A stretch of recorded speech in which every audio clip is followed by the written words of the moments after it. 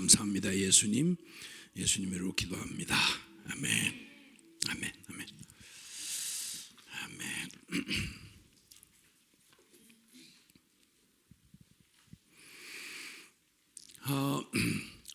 우리 주님을 사랑하시는 분만 아멘 하십시다. 우리 지난 시간까지 또 주님 안에서 또 비상한 때 더욱 복음으로, 그리고 이제 그 복음의 진수라고 할 수 있는, 복음의 보고라고 할 수 있는 성경 속의 성경 로마서를 이제 통해서 더욱 복음으로 나아가기를 이제 소원하면서 주님께 인도함을 받고 또 성령의 감동을 따라서 우리 함께 지금 로마서 여행을 시작을 했습니다.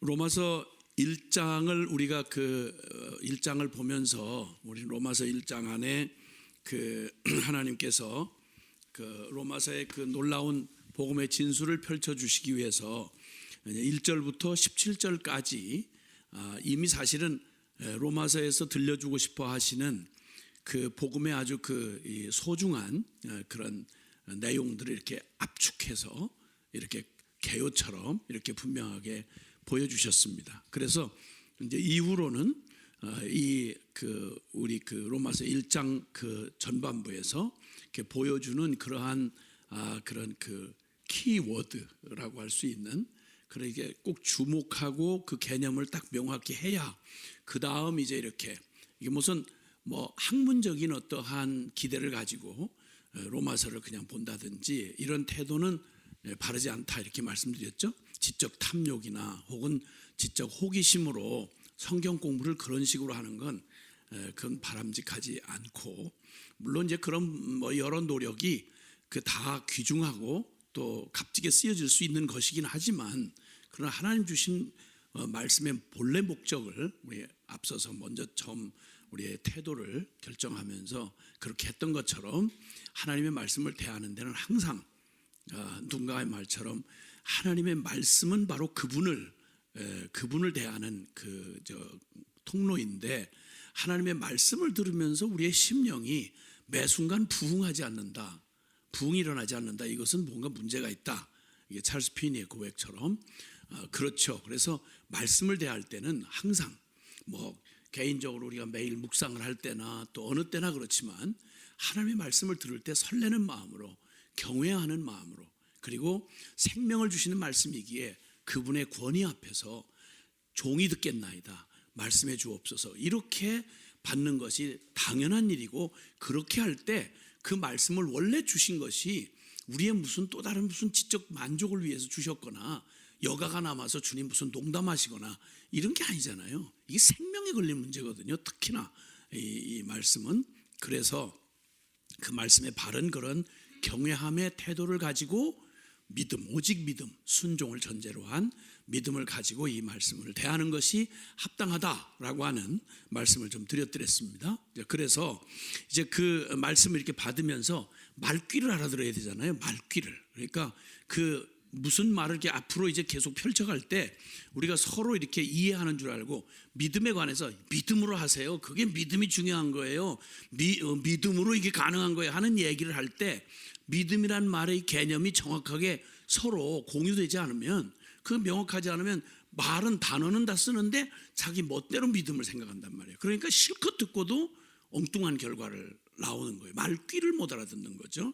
그래서 그런 일이 되지 않도록 먼저는 하나님이 요 언어를 주실 때 요런 단어 안에 있는 개념을 바르게 이건 이런 의미구나 라고 하는 걸 바로 알아야 그 다음에 이제 그게 왜 그토록 중요하고 그게 핵심이고 그게 정말 본질인지에 대해서 그 다음 이제 계속 그 진리를 풀어나가 주시는 그 진리를 따라가면서 거기서 진짜 주님의 그 진리의 그런 축복과 그 능력들을 경험하게 된다는 말이죠.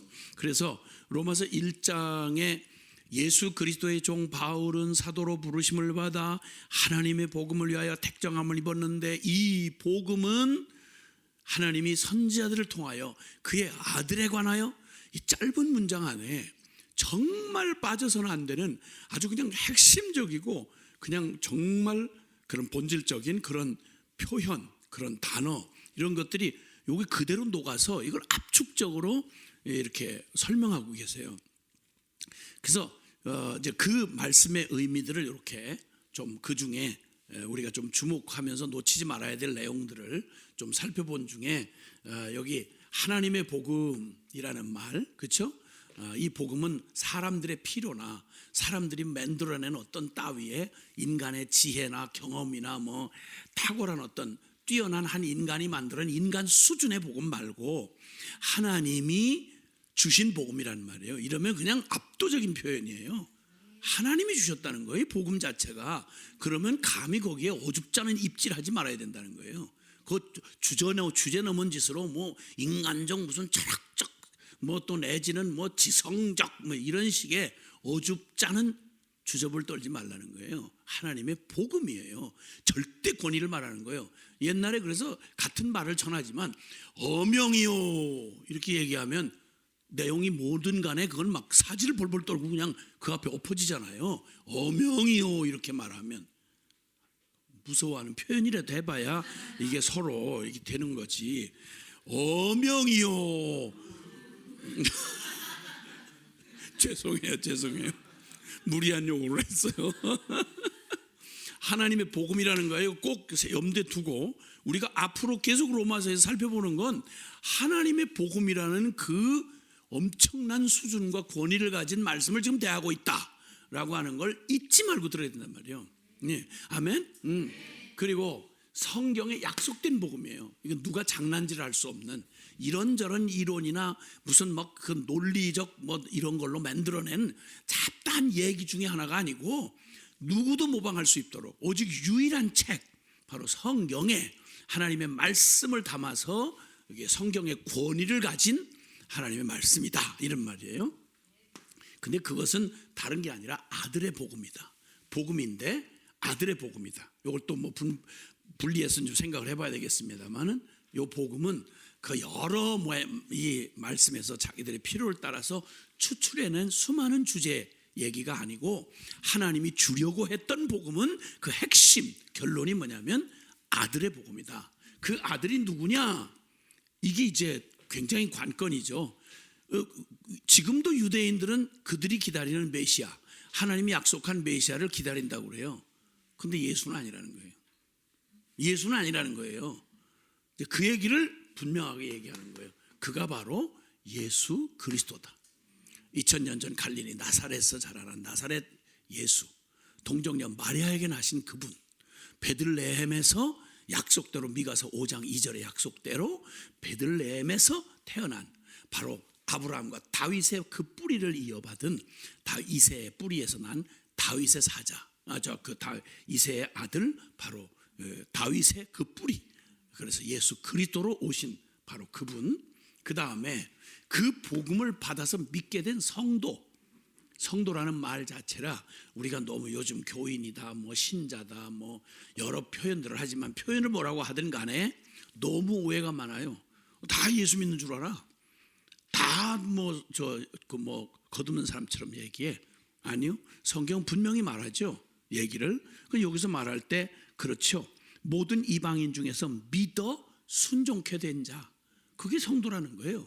믿었는데 믿음 따로 순종 없이 그저 말로만 주여 주여 하는데 살기는 지멋대로 살아가는 이런 말도 안 되는 이상한 그런 성도는 없어요.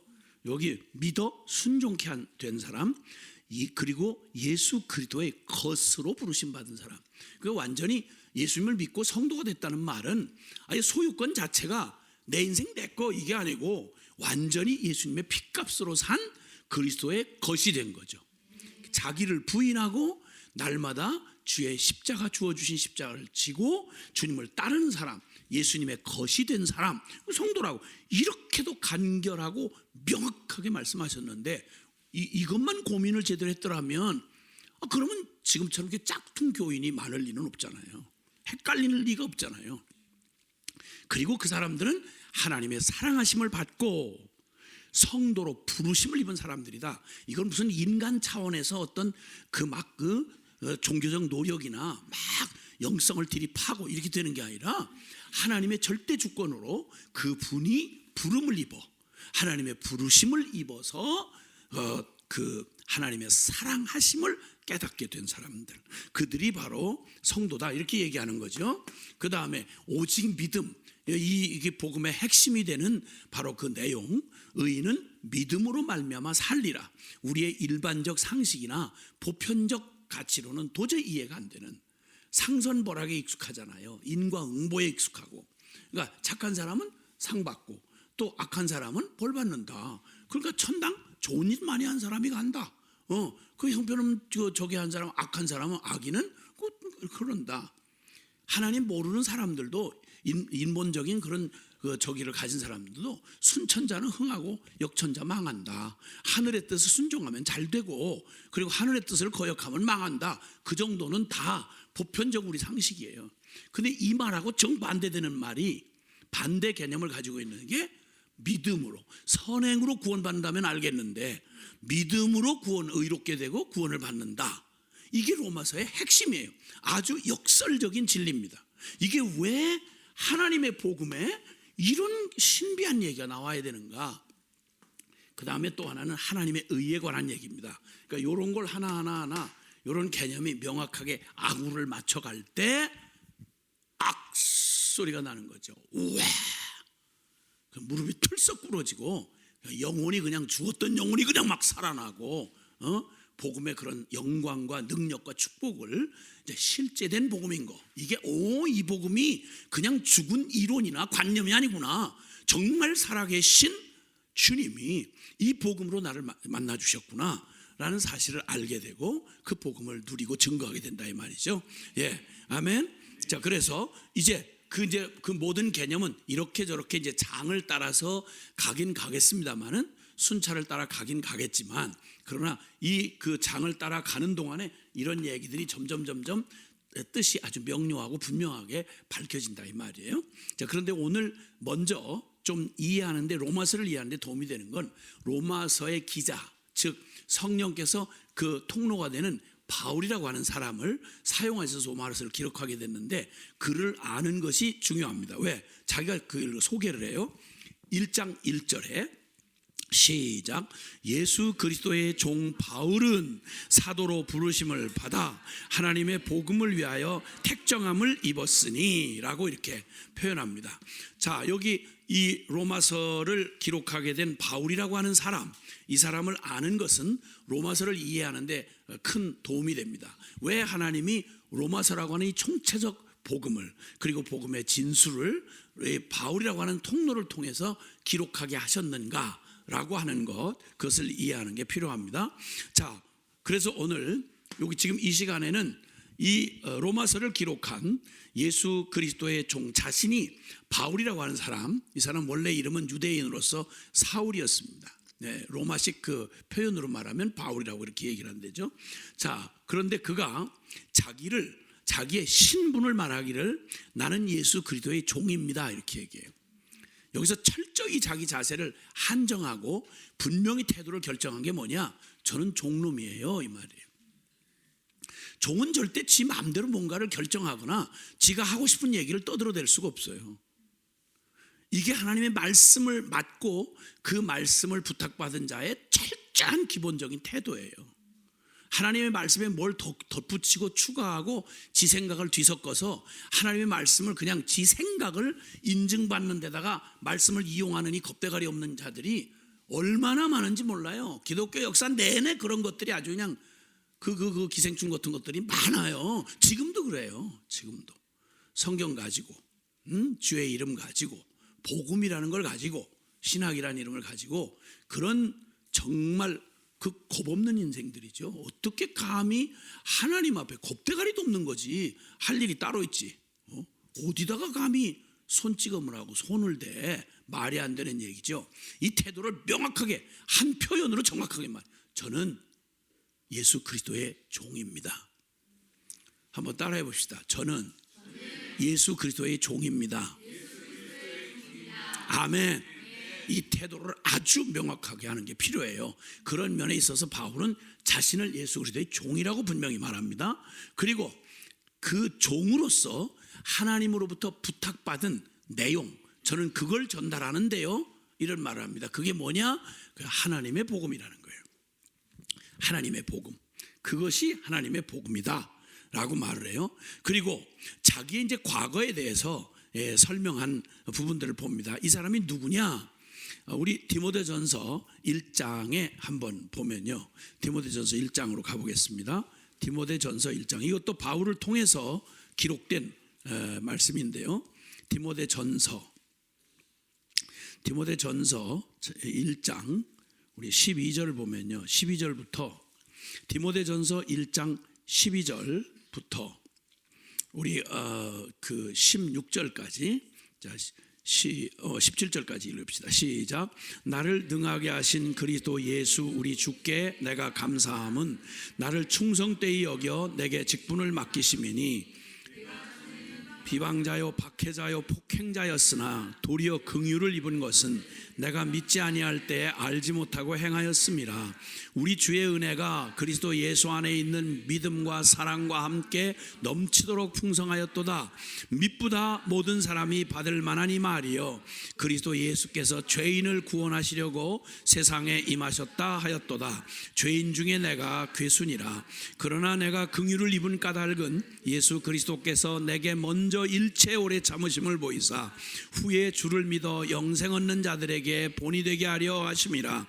영원하신 왕 곧 썩지 아니하고 보이지 아니하고 홀로 하나이신 존귀와 영광이 영원 무궁토록 있을지어다. 아멘. 아멘.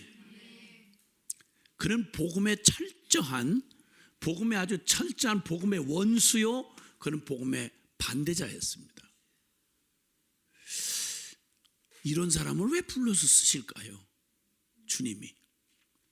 그러니까 하나님의 복음의 아주 핵심적인 내용이 바로 다른 게 아니라 태생적으로 하나님을 알 수도 없고 하나님을 반역할 수밖에 없는 멸망 가운데 태어난 이 땅의 인류, 멸망할 수밖에 없는 자들을 향하여 하나님의 마음이 진짜 마음 중심으로 그냥 조건 없이 일방적으로 사랑하셔서 그들을 구원하시되 상상도 할 수 없고 말도 할 수 없는 차원이다. 하나님의 사랑으로 이 세상을 구원하신 그 일이 하나님의 구원의 역사요 복음의 핵심이라면, 요 일에 가장 적합한 요 일의 그 가치를 누구보다 몸이 저리도록 소중하게 생각하고 딴 얘기를 하다가도 이 얘기밖에 할 게 없잖아.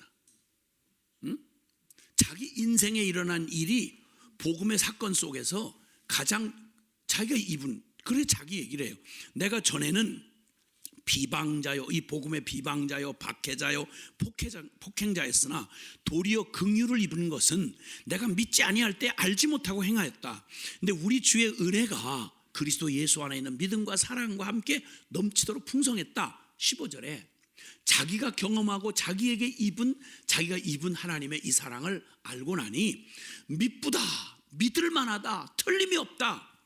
모든 사람이 받을 만한 이 말이요, 온 세계의 모든 열방의 모든 영혼들이 받을 만한 이 말이요, 그리스도 예수께서 죄인을 구원하려고 써먹을 만한 놈이 아니고 괜찮은 놈이 아니라 소망 없고 하나님의 반대자요 폭행자요 영원히 하나님의 원수되었던 자를 구원하시려고 그리스도 예수께서 죄인을 구원하려고 선한 놈이 아니고 구원하려고 세상에 임하셨도다. 죄인 중에 내가 괴수다. 괴수, 내가 괴수다. 여러분, 이렇게까지 듣고 나면 만약 복음이 내용이 이런 내용이면 하나님이 그 통로로 쓰시기에 기가 막힌 적합한 사람이 바울이라는 생각이 확 밀려오십니까? 할렐루야. 와, 그랬구나. 이 사람은 무슨 얘기를 복잡하게 해도요, 하나님의 마음의 중심의 심장 같은 복음의 핵심을 가장 잘 알아듣는 사람이야. 그렇죠? 그냥 막 나무라고 너희는 이놈 자식같이 인간 같지도 않은 게, 아 너희들이 정말 실망했다, 이렇게 같은 야단을 맞아도 주님의 이 본심의 사랑을 경험한 사람은 그냥 두려움이 아니라 눈물이 퍽 쏟아져요. 주님 나를 사랑하셔서 저러시는구나. 주님이 나를 사랑하시니까 나만 책망하시는구나. 근데 이거를 부딪혀 보지 못한 인간은 조금만 뭐라고, 나만 그래? 딴 사람 다 그랬는데 뭐 나만 그래? 뭐 당장 반응이 이렇게 나오죠. 이렇게 하늘 땅 차이에요. 못 알아들어요. 그러니까 바울에게 있어서 이 복음은요, 그냥 들려진 이론 이런 거 아니에요. 그냥 막 사리고 피고 뭐 이런 거야. 그러니까 한마디 한마디 그는 절대 핵심을 놓치지 않아요. 이 한마디가 그냥 지나갈 수가 없어요. 막 부들부들 떨리는 거예요. 이 주제를 말할 때마다. 묻겠습니다. 지금 이 함께 로마서에 같이 참 복음의 궁전을 여행하는데 초대받은 사랑하는 우리 형제자매 여러분, 복음의 가장 중요한 이런 개념들, 하나님의 의, 뭐 오직 은혜, 뭐 믿음으로 의롭다함을 받는다, 뭐 등 이런 얘기에 이런 주제가 여러분의 삶에 진짜 그 어떤 것과도 비교할 수 없을 만한 감동과 이 보배로, 와, 도대체 그 말만, 그 단어만 들어도 그냥 내 가슴에 실제가 돼서 그냥 그 어떤 말보다도 아름다운 미사여구보다 이런 개념이 너무 내 안에 막 관심이 있고, 그냥 그 얘기가 그냥 뭐라고 말 안 해도 그 내 삶에 막 충격을 주고 나의 간절한 목마름으로 나를 이끌어가고 그 개념을 붙들고, 이렇게 여러분 삶에, 이건 본성에서는 안 되거든요. 본성적일 때는 안 돼요. 근데 복음을 부딪힌 사람들에게는 이게 이 반응이 나와요. 그러니까 딴 얘기가 뭐 대단한 무슨 뭐 쩍쩍하는 얘기 별로 관심이 없어서요. 이런 핵심이고 본질적인 얘기가 생명으로 와닿으면 그게 그냥 막 설명 안 해도 그냥 눈물이 퍽 쏟아지고 가슴이 막 설레고, 그냥 그걸 알고 싶고, 이 중에 어떠한 뭐 사람마다 부딪히는 주제가 다르겠지만 그 중에 이런 영적인 내 본성과는 다르지만 나의 존재, 가장 깊은 내 영혼을 때리는 이러한 그런 감격으로 실제가 된 걸 느껴보고 사십니까 지금? 예, 바로 그는 그런 사람이었습니다. 그가 우리 빌립보서 4장 4절에서 6절, 빌립보서 3장을 한번 가보세요. 빌립보서 3장 4절부터 8절까지를 한번 같이 읽어보죠. 시작. 육체를 신뢰할 만하니 만일 누구든지 다른 이가 육체를 신뢰할 것이 있는 줄로 생각하면 나는 더욱 그러하리니, 나는 8일 만에 할례를 받고 이스라엘 족속이요 베냐민 지파요 히브리인 중에 히브리인이요 율법으로는 바리새인이요 열심으로는 교회를 박해하고 율법의 의로는 흠이 없는 자라. 그러나 무엇이든지 내게 유익하던 것을 내가 그리스도를 위하여 다 해로 여길 뿐더러 또한 모든 것을 해로 여김은 내 주 예수 그리스도를 아는 지식이 가장 고상하기 때문이라. 내가 그를 위하여 모든 것을 잃어버리고 배설물로 여김은 그리스도를 얻고. 아멘. 아멘. 이 사람 지금 나 육체적으로 말하면 신뢰할 게 많은 사람이었다. 그래서 온통 이 사람을 사로잡고 있었던 건 유대인의 혈통적 자긍심이었어요.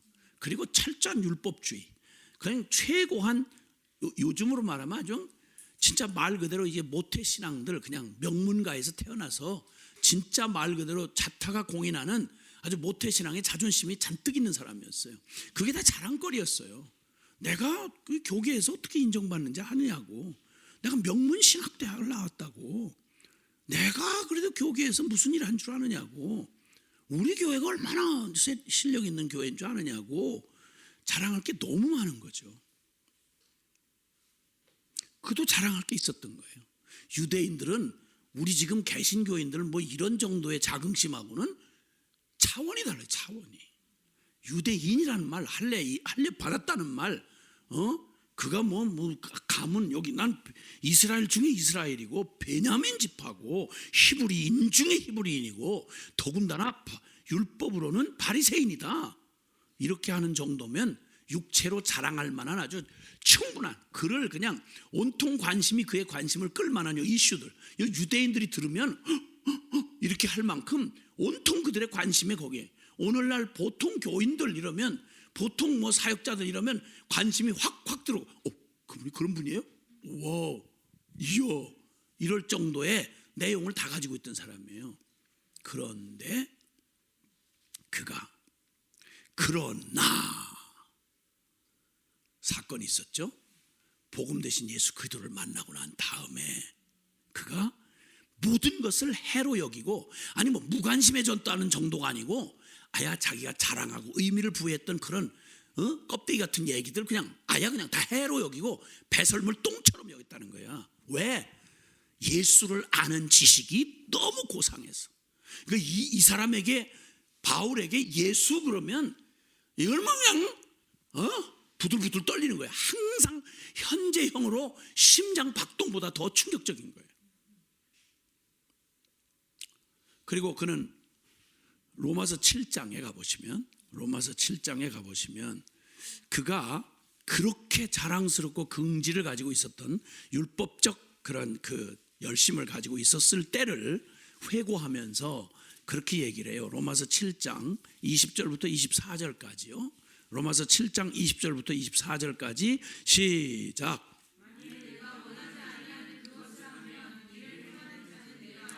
내 속에 거하는 죄니라. 그러므로 내가 한 법을 깨달았노니 곧 선을 행하기 원하는 나에게 악이 함께 있는 것이로다.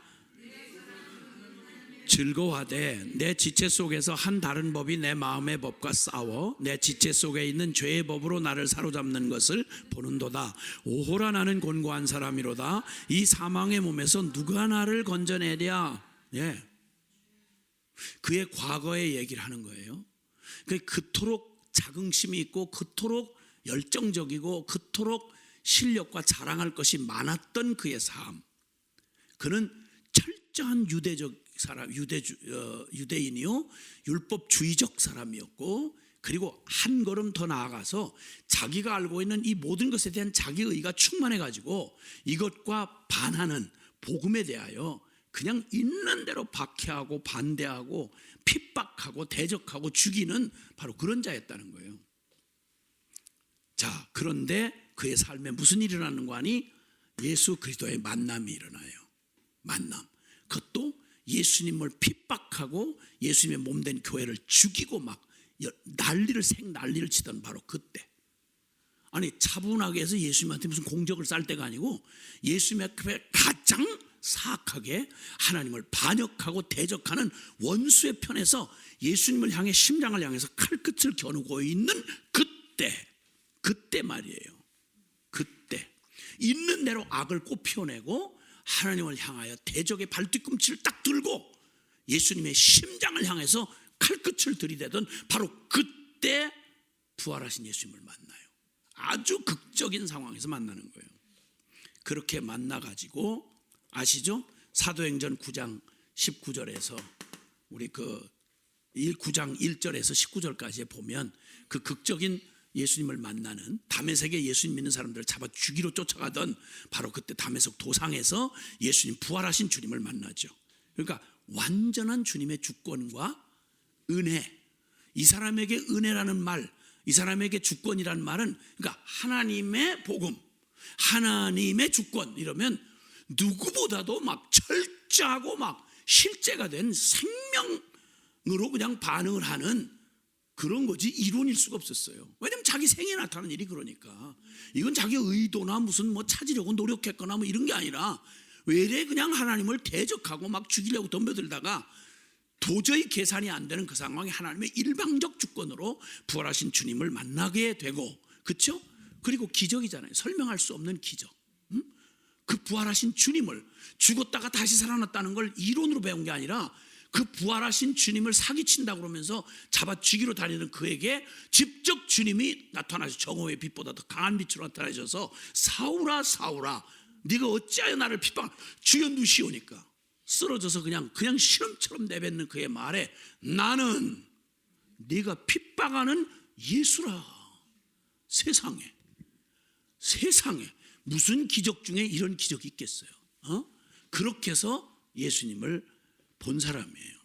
그러니까 이 예수님에 대하여 그렇게 유대인들이 비하하고 오히려 심지어 로마의 사형수로 잡아 죽이고, 지금도 그 나사렛 예수 그러면 유대인들이 지금도 2000년이 지난 지금도 유대인들에게 예수님은 아야, 이름 부르면 부정타는 아주 형편없고 그들의 삶 속에 요만큼의 존경심이나 이것 없이 지금까지 2000년이 넘도록 지금도 정통 유대인들은 이렇게 취급하고 짓밟고 죽이고 또 죽이는, 이게 바로 예수님이에요. 그 이스라엘 역사 속에 바울 이상 예수님을 핍박한 사람이 없고 바울 이상 예수님을 경멸하는 사람이 없단 말이에요. 그런데 말입니다, 그에게 주님이 세상에 그 엄중한 권위로 예수 그리스도가 나타나셔서 부활의 주님으로 만나 주셨으니, 아까 우리 디모데전서 얘기처럼 만세 왕이신 예수님, 예수 그리스도에 관한 얘기를 바울 서신을 통해서 보면요, 골로새 1장 13절부터 쭉 이 예수님에 관한 얘기를 그 바울이 깨닫고 알게 된 예수님, 그가 존경하고 믿는 예수님은 우주의 모든 철학, 모든 사상, 이 땅의 어떤 만물 위에 가장 뛰어나신 분, 모든 이름 위에 뛰어나신 분, 모든 만물이 전부 엎어져서 그냥 그 발 앞에 입을 맞추고 경배해야 할 그분, 아마 바울보다 더 몸뚱에 있으면서 그렇게 주님의 실존 앞에 그분이 얼마나 위대하고 얼마나 높고 놀라우신 분인지를 아는 사람이 그 이상 누가 있겠어요? 그 이상 누가 있겠어요? 와우, 할렐루야. 놀라우시잖아요. 그러니 그가 말하는 예수라는 이름, 하나님의 아들 얘기하고 예수 그리스도 이렇게 말할 때 그냥 어줍지 않게 몇 마디 주워 배운 신학 지식 가지고 막 떠들어대고 분석해가면서 얘기하고 감동 하나도 없이 매일 예수님 그리스도 뭐 찬송하면서 예배하면서 눈꼽만큼도 두려움이 전혀 없이, 뭐 신앙도 아니고 종교도 아닌 중기연부라는 사람만큼도 못하는 이런 오늘날 이 허접한 교인들의 입에서 오르내리는 예수 정도겠어요? 얼마나 부를 때마다, 그러니까 얘기한 성경을 기록하다가도 그냥 찬양을 해요. 만세 왕이신 예수님을 얘기하다 보면 모든 찬양을 받으실이로다 아멘 이렇게 하고 문장을 이어가다가 그렇게 찬양으로 다시 이어가요. 본 적이 없으세요? 아까 디모데전서 1장에서 읽을 때 봤잖아. 그냥 뭐 얘기하다가 그냥 감격해서 문장을 그냥 이 문장을 이렇게 차분하게 써나가는 그냥 문장 중인데도 하나님 앞에 서 있는 사람이야. 그러니까 찬송하리로다, 경배를 받으실리로다 하고 경배를 하고 그 다음에 다시 글을 이어가요. 그 정도였어요. 그분이에요. 우리가 믿는 그분이 똑같은 그분이세요. 할렐루야. 그 다음에 그는 예수 그리스도를 만난 뒤에 주님께서 계시를 그에게 주세요. 계시를 주시는데요. 여기는 뭐 기록이 안 돼 있지만 계시를 주시는데, 그가 예수님으로부터 직접 그 만난 이후에 주님이 계시를 주시는데요. 그가 받은 계시를 우리 갈라디아서 1장 11절 이하에 그 다음에 골로새서 1장 25절 이하, 이렇게 그가 주님으로부터 직접 계시를 받은 사람이에요. 자, 보시겠습니다. 우리 먼저 갈라디아서 1장 찾으시면 갈라디아서 1장 찾으시면 한번 보세요. 11절부터 자, 시작. 형제들아, 내가 너희에게 알게 하노니 내가 전한 복음은 사람의 뜻을 따라 된 것이 아니니라. 이는 내가 사람에게서 받은 것도 아니요 배운 것도 아니요 오직 예수 그리스도의 계시로 말미암은 것이라. 내가 이전에 유대교에 있을 때 행한 일을 너희가 들었거니와 하나님의 교회를 심히 박해하여 멸하고 내가 내 동족 중 여러 연갑자보다 유대교를 지나치게 믿어 내 조상의 전통에 대하여 더욱 열심히 있었으나 그러나 내 어머니의 태로부터 나를 택정하시고 그의 은혜로 나를 부르시니가 그의 아들을 이방에 전하기 위하여 그를 내 속에 나타내시기를 기뻐하셨을 때에 내가 곧 혈육과 의논하지 아니하였다. 아멘. 아멘. 지금 제가 지금까지 설명했던 얘기를 요 내용을 다시 그대로 다 얘기하고 계시죠. 그가 하나님의 복음이라고 말할 때는 얘기 차원이 다른 거예요. 계속 그 반대의 개념으로 사람에게서 난 건 아니다. 잡다한 인간들의 이론을 덧붙여서 멋있는 얘기를 꾸며낸 게 아니다. 그건 하나님의 복음이다. 그 복음은 바로 그 그리스도 예수 그리스도의 계시로 말미암은 거다. 나는 원래 율법을 모르는 사람이 아니다. 유대교의 율법을 너무 지나치게 믿은 사람이고 모든 이가 다 증인이지만 유대인 중에 유대인이고 율법주의자 중에 율법주의자고 내 성경을 가장 잘한다고 생각했던 사람이다. 그런데 이게 모두 다 쓰레기 똥처럼 내가 져버리는 건 그 모든 얘기의 핵심이 바로 예수 그리스도라고 하는 신비, 그리고 그 놀라운 영광 받으실 하나님이시며 사람이 되어 오신 우리의 영원한 구주 되신 복음 되신 예수 그리스도다. 이 말이 계속 이 바울이 하는 모든 말은 이 강도, 이 농도를 가지고 외쳐지는 말이에요. 그러니까 주님이 놀랍게 쓰신 거예요. 역사상 가장 강력하게 세상을 뒤흔든 세상 사가들도 말해요. 인류 역사에 가장 치명적이고 가장 오래가고 그리고 근본적인 영향을 끼친 사람을 바울이라고 말해요. 바울이라고. 그런 사람을 주님이 선택하신 거죠.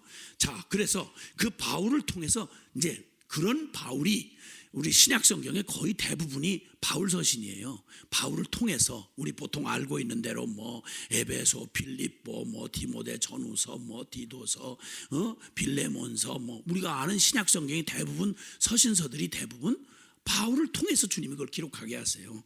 자, 그런데 이 바울의 기록한 배경에 대해서 크게 또 다시 저거 해볼 수는 없겠으나 한 AD 57년경 기록했다고 보고요. 그 기록할 때 그 얘기가 어떻게 되냐면 그가 이제 전도 여행을 다니고 이제 아시아에서 거의 이제 그리고 아시아와 또 유럽의 선교 여행을 통해서 이방 선교의 웬만한 지역들을 다 이렇게 이제는 복음을 전할 때가 더는 없다 해서 그가 바라던 복음의 땅끝까지의 소망이 있기 때문에 그 당시 세계의 중심이었던 로마, 모든 길은 로마로 이렇게 얘기하잖아요. 그리고 그 공용어가 온 세계에 통하는 공용어를 사용하고 있었고, 그러니까 로마의 중심부에 복음이 딱 떨어지면 로마는 모든 곳으로 향하는 길이 다 되어져 있고 헬라어로 통일이 되어 있고, 그러니까 이런 그 로마를 향해서 그 마음이 있어서 그 로마에서 그때 당시 유럽의 끝이며 아프리카의 북단이라고 할 수 있는, 북단에 접해 있는 스페인까지 그 복음을 전하고 싶은 열정이 있었어요. 그래서 로마를 가고 싶어서 늘 그냥 땅끝을 바라보는 그의 마음의 열정이 성령께서 계속 거기를 가게 하려고 했었는데, 이제 드디어 이제 어지간히 이제 사역이 정리되면서 한 가지 숙제가 남았어요. 한 가지 숙제가 남은 건 뭐냐? 그는 여기 말하는 대로 로마서를 기록한 바울의 얘기를, 그는 철저한 유대인이었다. 지금까지 우리가 살펴본 대로. 그러면서 그리스도 반기독의 선봉에 섰던 사람이고, 그리고 그는 이방인의 사도로서 부름받았어요. 그러니까 이방 교회를 개척하고, 그 대부분의 이방 교회들은, 안디옥 교회 이후에 이방 교회들은 대부분 바울을 통해서, 바울의 선교단을 통해서 개척된 교회들이죠. 그러다 보니까 이방인으로서 예수님을 믿게 된 이방 교회는 말 그대로 우리는 너무 당연해요. 우리는 지금 이방 교회라고 따로 얘기 안 하잖아요. 우리가 정통 교회라고 생각하잖아.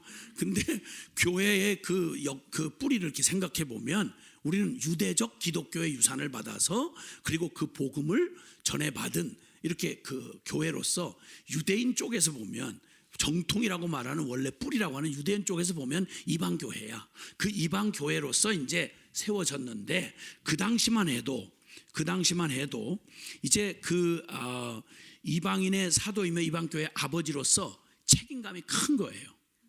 왜냐하면 어떤 지금 상황이냐면 여기 과도기적인 유대 기독교에서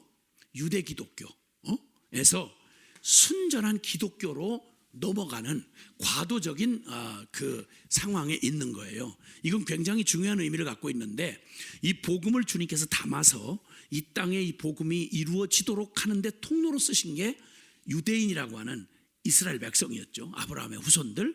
아브라함의 후손을 통해서 예수님도 오시고, 왜냐하면 하나님이 영원히 언약을 이루시고 세상에 통치자이시고 그 구원이 하나님의 구원이 된다는 사실을 알리기 위해서는 역사에 실제된 하나님의 언약이 성취한 한 대상을 붙들고 그 역사를 이루어 가실 때 비로소 그 말씀이 그냥 허공했던 이론이 아니라 실제라는 걸 알려줄 수 있는 샘플로 뽑힘받은 선민이 이스라엘이었죠.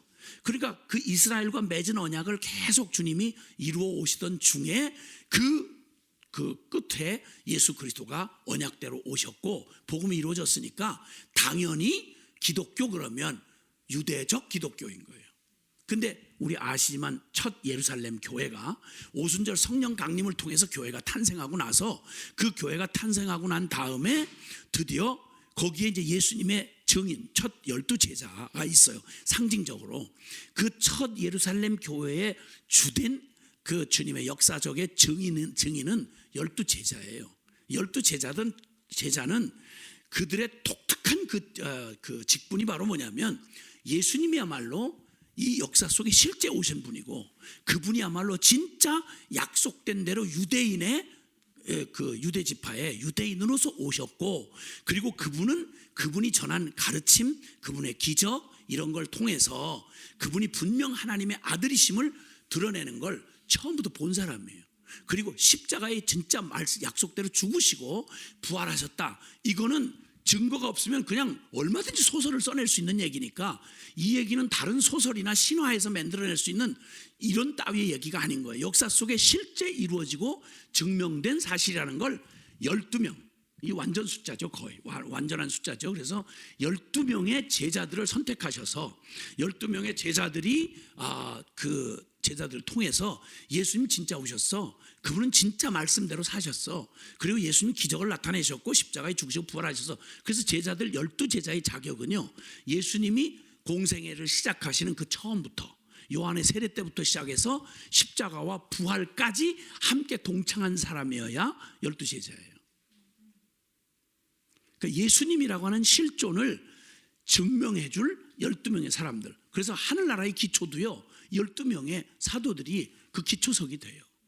이스라엘이라고 하는 이 역사 속에 존재했던 선민 이스라엘을 상징하는 게 야곱의 12아들이잖아요. 12지파. 그건 하늘나라에서도 역시 그래요. 그래서 구약의 12지파, 그 다음에 12사도, 그래서 24장로가 하늘나라의 기초석이 이루어져 있잖아요. 그렇단 말이에요. 그래서 이분들의 역할은 전무후무예요. 12사도의 직분은 전무후무예요. 그들을 대신할 게 없어요.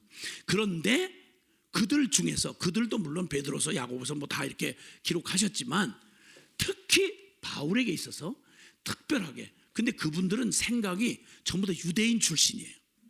유대인 출신이다 보니까, 거의 다 유대인 출신이다 보니까 이 사고가 유대인이 이를 통해서 언약하신 구약의 모든 언약이 유대인과 언약을 한 거니까, 그것은 영적으로 말하면 앞으로 태어날 우리 그 하나님의 교회를 상징하지만 실제 역사적인 실제 당사자로는 유대인이었단 말이에요. 그러니까 그 유대적인 그런 언약을 받고 거기서 그리스도인들이 된 사람들이라서 이분들에게는 유대인을 바꿀 필요가 없어요. 완전히 유대적 기독교인이에요. 베드로도 그렇고 다른 사람들도, 야고보도 그렇고 다 그래요. 안드레도 그렇고. 근데 이분들의 생각이 어디에 막혀 있냐면 율법을 지켜야 되고 할례를 받아야 되는 거예요. 유대인의 가장 중요한 게 그거니까 할례 받고 그리고 유대인이 된 다음에 그 다음에 그리스도를 믿어야 돼. 그러니까 이방인에게 그냥 아무 과정 없이 유대인이라고 되는 거 할례라는 과정 없이 예수님을 믿어서 하나님 백성이 된다. 이 사람들 사고로는 안 되는 거예요. 그래서 사도행전 내내 시비가 벌어졌던 게 어떻게 이방인이 예수를 그냥 같이 믿어서 똑같이 유대인 이방인 구별 없이 믿음으로만 구원받냐? 이 얘기 자체가 그냥 유대인 거품 물고 넘어질 얘기예요. 심지어는 사도들조차도. 그래서 사도행전도 15장에 가서야 할 수 없이 예루살렘 총회가 일어나면서 이방인들에게는 다른 거 요구하지 말자, 할례나 다른 거 요구하지 말고 오직 회개하고 주 예수 믿고 우상 섬기는 그것만 제하면 그러면 다 우리 함께 같이 하늘나라의 권속이다. 이건 지금 우리한테는 너무 당연한 얘기인데 그 당시 유대적 기독교의 배경을 가지고 있는 사람들한테는 있을 수가 없는 얘기예요. 너무 어려웠어요. 베드로조차도 나중에 바울에게 책망을 받는 일이 생겨요. 왜냐하면 몸에 배가지고 이방인하고 교제하면 이거 법이 아니야, 유대인으로서는 안 되는 거야, 이래가지고 외식을 하는 바람에 그냥 바울이 유대인처럼 살지도 못하는 게, 그냥 말하면 잽이 안 돼요. 유대인 자격으로 말할 것 같으면 베드로는 어부 출신이고 여기는 정통 그냥 아주 유대 중에서 최고한 사람이었거든요. 이 바울이 유대인 중에 아주 뼛속까지 골수 유대인이었어. 근데 그 율법을 그렇게도 주장하던 그가 부활하신 예수님을 만나고 이 개념이 그대로 그냥 막 순전한 그리스도의 복음, 이 진리를 알고 났더니 이제는 유대적 과도기에 있는 유대적 기독교 예루살렘 교회가 이제 완전히 핍박으로 박살이 나면서 흩어진 무리들이 배운 게 아니고 어떻게 하다가 그냥 한번 유대인에게만 전도하다가 어떻게 하다 이방 출신 이방인 땅에서 살던 유대인, 유택의 이방인이었던 사람이 예수 믿고 자기도 유대인 이방인이었었으니까 그리고 그 사람들 복음을 전했는데 놀랍게도 어떻게 율법도 모르고 할례도 안 받은 것들이 어떻게 예수님 믿고 구원받는다는 말을 알아들어가지고 뒤집어지는 거야. 그래가지고 놀래가지고 이게 웬일인가 해가지고 전도를 하다가 예루살렘 교회가 그 얘기를 듣고 이게 무슨 얘기냐, 이게 무슨 이단이 나왔냐 이래가지고 사도들이 나와서 조사하러 나왔다가 우리와 똑같은 성령을 받았네, 우리와 똑같은 복음을 믿네 이래가지고 간신히 인정하고. 그래서 사도행전은 엄밀하게 보면 사도행전이 아니라 성령행전이에요. 항상 성령이 먼저 행하시면 이 사도들을 이렇게 뒷짐지고 와서 이게 진짜 이게 제대로 믿은 거 아닌가 이렇게 검사하러 다녔어. 검사하러. 부끄럽지만 사실은 성령행전이야. 그래가지고 어쨌든 이런 초기 유대적 기독교에서 과도기에 이 기독교에서 이 온전한 그 모든 그림자와 모형으로 보여졌던 유대의 율법과 할례와 이 모든 것들이 궁극적으로 뭘 나타내 주는지, 어떤 복음을 말해 주는지를 완성됐는지를 알고 정확하게 율법과 그 행위로 끝까지 살아본 사람, 율법에 정통하면서 그러다 결국 받아들일 수 없어서 막 펄펄 뛰고 핍박하고 박해하다가 실제 되시는 예수님을 실제로, 이론이 아니라 실제로 만나고 나서 부딪혀진 제 13번째 사도. 그러니까 정식 사도가 아니에요. 12사도의 기준에서 보면 바울은 그걸 본 적이 없어요. 근데 그는 부활하신 예수님을 봤어요. 부활하신 예수님 직접 만나가지고 그분에게서 직접 계시를 받았다고 그러잖아요. 난 사도들한테 배운 게 아니다, 전수받은 게 아니고 12사도가 예수님에게 직접 받은 것처럼 나는 부활하신 주님에게서 직접 받았다. 그걸 어떻게 입증을 해요? 그걸 어떻게 증명해요? 그러니까 가서 자기가 전한 복음을 이방인 가운데 전하면서 역사가 일어난 얘기를, 자기가 만난 예수님 얘기를 하니까 베드로가 깜짝 놀란 거예요. 이건 사기가 아닌 거야. 이건 예수님을 직접 만나지 않고는 결코 알 수 없는 비밀을 바울을 통해서 얘기하시는 거예요. 그러니까 베드로도 인정을 하고, 그러니까 예루살렘 과도적, 말하자면 유대적 기독교인이었던 바로 그들이, 그 기본 그 베이직 인사들이 바울이 받은 복음, 만난 예수님이 진짜야, 사실이야, 이래서 교제의 악수를 했다 이렇게 말하잖아요. 그래서 이제 이방 교회도 똑같은 등급의 똑같은 하나님의 백성이고 동일하게 복음의 핵심을 받아서 거듭난 주의 백성이다, 이 말을 교회다 이렇게 인정을 해야 되는데, 심리적으로 이 과도적 그 기득권을 가지고 있었던 예루살렘 교회의 사도들은 이걸 받아들이기가 문화적 정서적으로 어려운 거예요. 그러니까 자꾸만 옛날 얘기하고 싶은 거예요. 그래서 성경 얘기가 그냥 그 복잡하게 유대 예루살렘에서 온 거짓 교사들, 그러니까 복음을 제대로 못 깨달은 반쯤 끄실러 가지고 예수님 믿는다고는 하는데 유대적 그 전통과 그 긍지가 그냥 있는 대로 남아 있는 사람들 있잖아요. 그 주 딴에는 열심히로 한다고 하는데 바울이 세운 교회를 가장 핍박하고 흔들고 뒤집어 놓았던 게 예수 믿는다고 찾아온 거짓 교사들이었어요. 그게 유대적 기독교인들이에요. 자, 이 상황을 좀 이해하실 수 있나요? 그리고 그들이 하는 말이 훨씬 더 우리의 본성에 맞아요. 그게 다른 거 없어요. 율법 지키고 선하게 착하게 살아야 그래야 하나님, 공의로우신 하나님이 구원해 주신다. 이 말이 바로 율법 행위주의자들의 얘기예요. 근데 그 얘기에 사실 그건 껍데기고, 그 율법의 진짜 말하는 건 율법을 통해 보니까 네가 어떠냐? 소망 없지? 행위로 안 되겠지? 그래서 하나님이 은혜의 복음을 준비해 놔야 돼. 그래서 복음은 저 여자의 후손으로 약속되고, 그리고 늘 제사 때마다 희생 제물로 잡혀지는 속죄의 어린 양이 바로 성경의 약속대로 오신 아들의 복음이고, 그게 예수 그리스도의 십자가의 복음이다, 이 말이에요. 아멘. 이걸 성령이 아니고는 알아들을 수가 없어요. 그러니까 지금도 교회에 수많은 사람들이 복음 비슷한 얘기, 본인이 듣고 싶은 얘기, 상식과 통박과 윤리와 그 도덕에 맞는 얘기, 이런 얘기 이상하면 싫다는 얘기, 죄 얘기하고 심판 얘기, 뭐 그런 얘기하지 말라는 거예요. 안 듣는 거예요. 그러니까 복음이 십자가의 도가 유대인에게는 거리끼고 이방인에게는 미련에 가게 들려. 그러나 부르심을 입은 자들에게는 그리스도의 복음이야말로 하나님의 지혜요 하나님의 능력이라. 아멘, 아멘, 아멘. 그러니 이 과정을 겪어야 하는 과도적 유대 기독교에서 순전한 기독교의 핵심, 율법의 본질, 핵심, 하나님이 주신 복음을 사도 바울보다 더 정확하게 할 사람이 있겠어요, 없겠어요? 없어요. 역사상 진짜 하나님이 준비해 놓은 거예요. 바울이라는 이 독특한 사람, 12 제자 그룹에 들어갔더라면 그도 역시 철저한 유대적 기독교인이었을 거예요.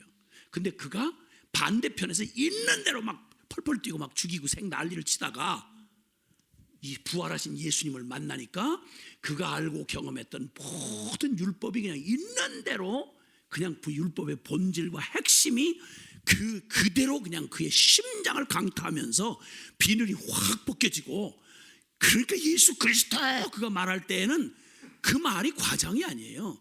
나는 내가 유익하다고 생각했던 모든 것, 유대인, 바리새인, 가발리엘 문화생, 최고의 신학, 그 체험, 이 모든 거, 선행, 이거 전부 배설물 똥 같고 예수 그리스도를 아는데 이게 해악이다, 해악. 이거 다 내버리고 나는 오직 그리스도 예수를 아는 지식이 너무 고상하여 이 거친 십자가의 복음을 그렇게 자랑하고, 그래서 갈라디아서 6장 14절에 그러나 내게는 그리스도 예수의 십자가 외에는 아무것도 자랑할 게 없다는 거예요. 아무것도. 어느 신학에 무슨 박사를 되셨는데 내가 어느 교단에 무슨 총회장님이신데 이런 얘기를 할 겨를이 없어. 이게 너무 엄청나니까.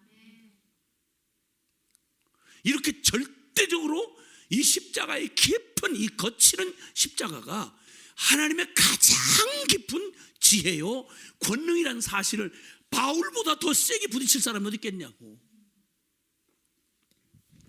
그래서 그가 이제 주님이 그에게 보게 하시는 이 모든 얘기가 그냥 들으면 잘 모르지만요, 이런 바울에게 있어서 하나님의 복음이라고 할 때 그 강조점이 어떤지는 아시겠죠? 성경에 약속됐다. 성경이 그냥 창세부터 시작해서 그가 알고 있는 성경에 달통했던 사람이에요.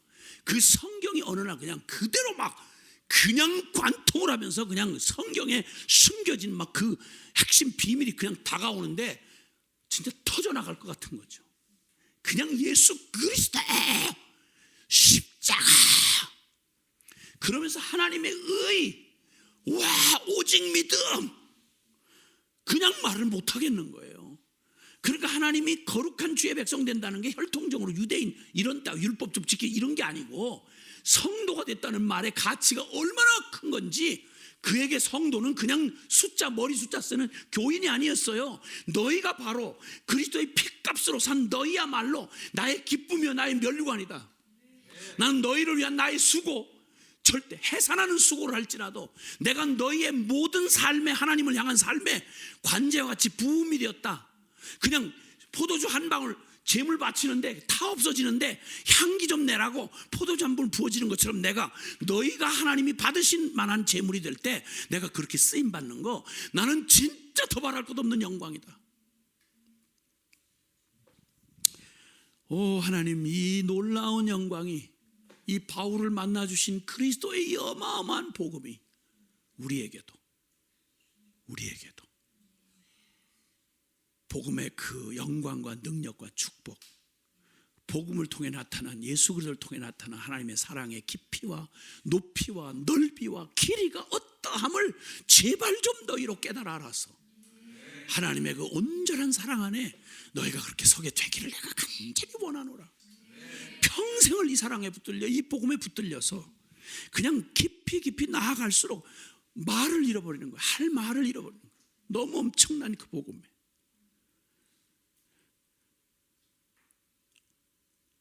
그럼 빌립보서 1장 20절 21절에 내가 내 간절한 기대와 소망, 거듭난 자기의 생명 안에 생겨난 간절한 기대와 소망이 있는데, 전에와 같이 이제도 담대하여 내가 바라는 소원이 하나 있다. 그건 뭐냐? 내 몸 안에 계시는 이 십자가의 신비한 복음을 통해서 내 안에 계신 그리스도가 나를 통해서 존귀히 되는 것이다. 그래서 그 열정이 얼마나 간절한지, 주님이 나 때문에, 나의 연약함 때문에, 나의 한계 때문에 주님이 어른어른 비춰서 잘 안 보인다든지, 나의 그 더딘 순종 때문에 주님의 순전함이 흘러가지 못하는 이런 일 제발 없고, 만약 내 안에 사는 게 그리스도니 나 죽는 것도 유익하다. 내 안에 아무것도, 주님을, 내 안에 계신 그 순애보의 사랑의 주님, 그 신비한 복음의 실체가 되신 그분이 내 안에서 그대로 드러나도록 내가 등에 가시라면 나를 한 점 오류 없이 깨끗이 닦아서 주님의 빛이 그대로 온 세상을 아무 얼룩덜룩 없이 그 예수 그리스도의 그 놀라운 십자가 복음의 영광의 빛이 모든 영혼들에게 그냥 그대로 투명하게 비춰지기를 간절히 내가 바란다. 아멘, 아멘, 아멘. 오 주여, 2000년 기독교 역사는 영웅이 아닌 정말 작고 소심하고 연약한 진흙 같은 성도들이 어린아이로부터 참 높고 낮은 모든 사람들 가운데 그리스도인들이, 주님을 진정으로 만난 그리스도인들은 숫자의 개념이 아니었어요. 그들의 순전한 사랑은 예수님을 쏙 빼다 닮았어요. 내가 사는 거 아니고 내 안에 그리스도가 사니까. 우리가 믿음을 쓰는 길은 다른 거 없어요. 얼마나 내가 잘 갈고 닦아서 예수님 비슷하게 되느냐가 아니라 원래부터 안 돼. 그래서 늘 믿음에서 믿음이야. 나 죽고 예수 산 믿음. 갈라디아서 2장 20절 시작. 내가 그리스도와 함께 십자가에 못 박혔나니 그런즉 이제는 내가 산 오직 내 안에 그리스도께서 사신 것이라.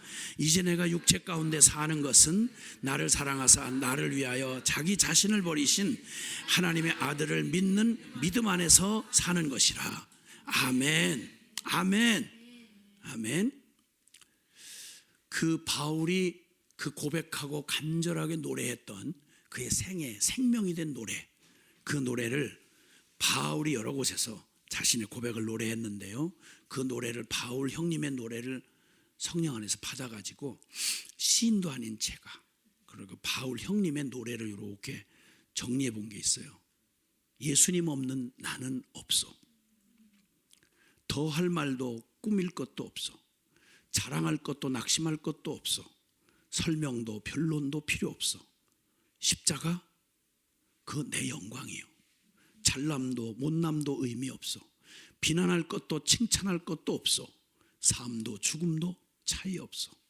더 이상 목마르지 않소. 더 이상 두려울 것도 없어. 갈등할 것도 고집할 것도 없어. 무엇도 내겐 필요 없어. 가져가 보시오. 뺏어 보시오. 흔들어도 보고 비웃어도 보시오. 그리고 모든 이 앞에 바보로 세우시오. 그러면 그대 보게 될 거요. 깨진 질그릇 안에 감추어진 보배 되신 예수 그리스도, 그분을 보고 당황하고 말 거요. 보게 될 거요. 그리고 당신도 보고 말 거요. 노래를 한번, 우리 김지산이라고 하는 용감한 정예병이 그 여기에다가 곡을 붙여서 부른 그 노래가 도착을 했습니다. 한번 그 노래를 들으면서 이제 기도로 마쳤으면 좋겠습니다.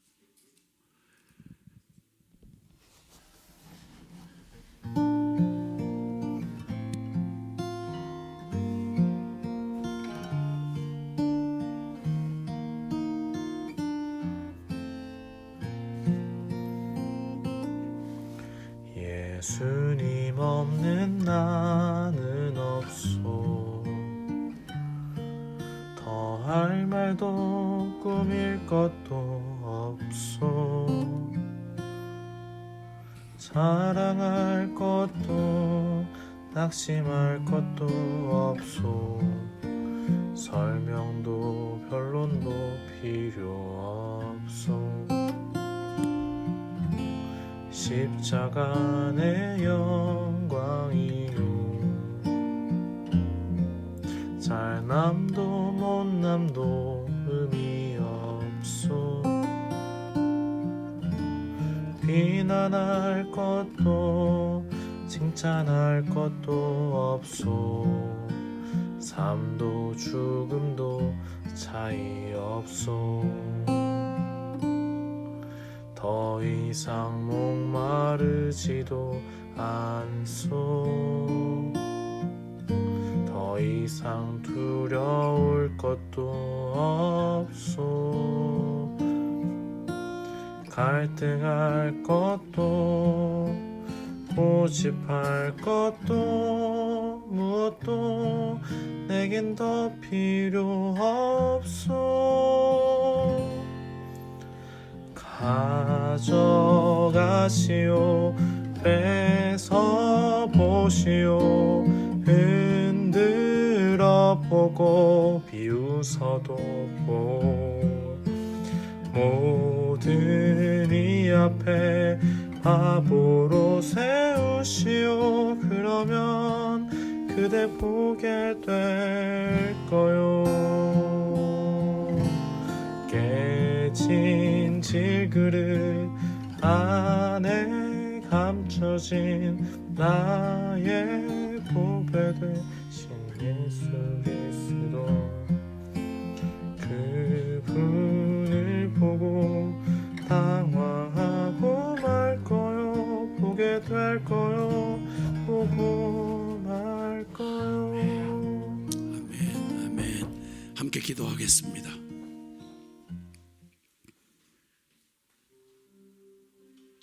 바울을 바울 되게 하셨던 바로 그 복음, 그리고 그를 통해서, 그의 심장을 통해서 그에게 무언가를 말을 하면 예수 그 하나님 아버지의 심장 안에 있는 그리스도를 통해 우리에게 생명 쏟아 주었던 그의 길을 엉뚱한 데 빠지지 아니하고 어줍지 않은 일에 혼돈되지 아니하고 그 핵심을 생명으로 전할 수밖에 없을 한 사람, 그를 통해서 로마서를 우리에게 전해준 총체적 복음을 전달해 주신 우리 하나님을 바라보면서 우리 믿음으로 고백하겠습니다. 사랑하시는 아버지 하나님, 감사합니다. 오 주님 고맙습니다 아버지. 오 주님 감사합니다 아버지. 주님 감사합니다 아버지.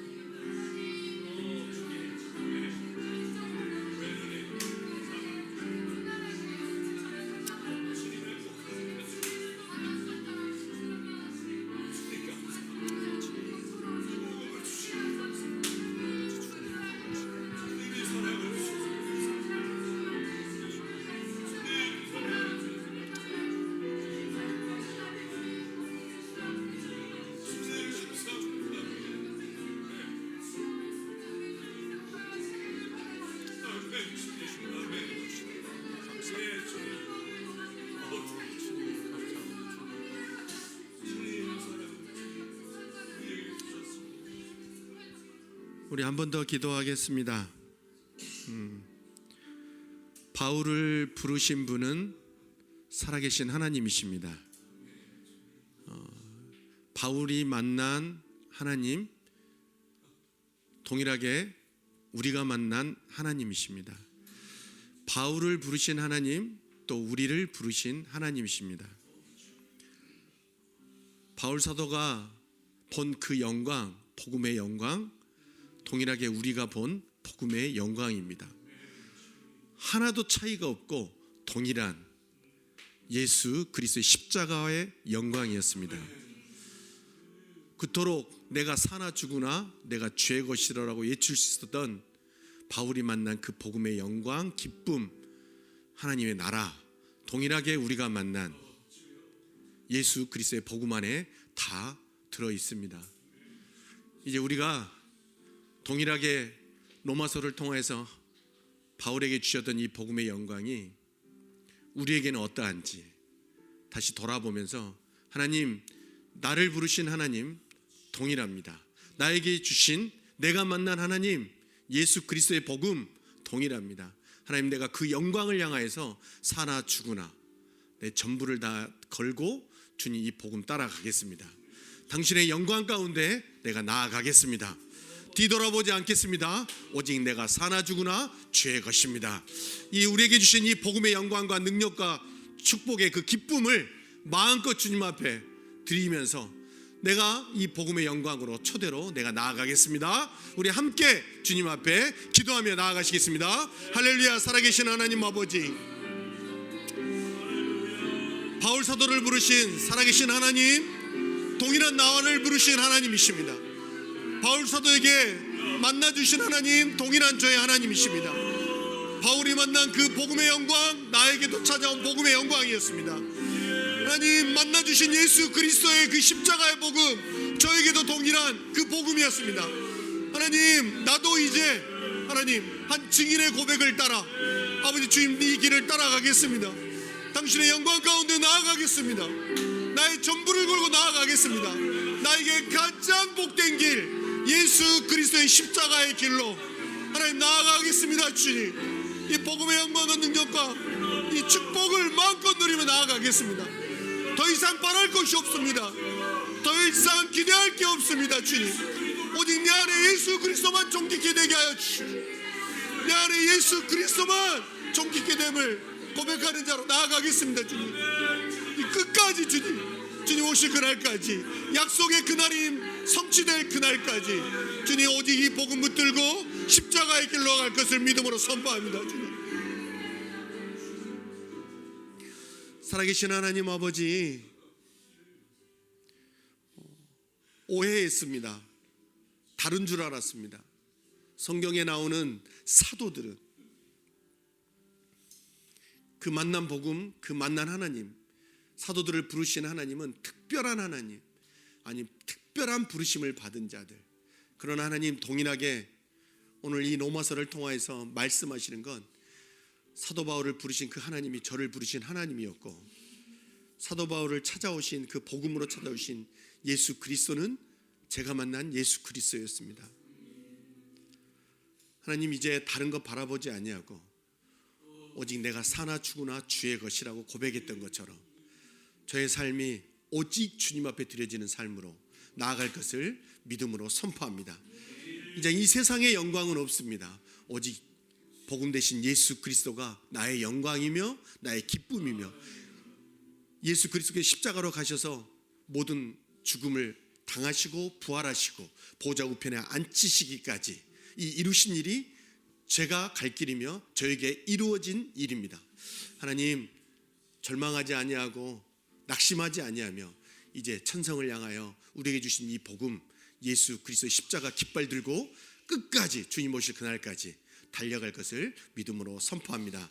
주님, 우리의 기도를 받으시고 우리 10년 가운데 일하여 주시옵시고, 우리의 모든 발걸음이 오직 예수 그리스도 주님 따라가는 발걸음, 순종의 발걸음, 예수 그리스도의 것으로 주님 드려지는 발걸음 되게 하실 주님 찬양합니다.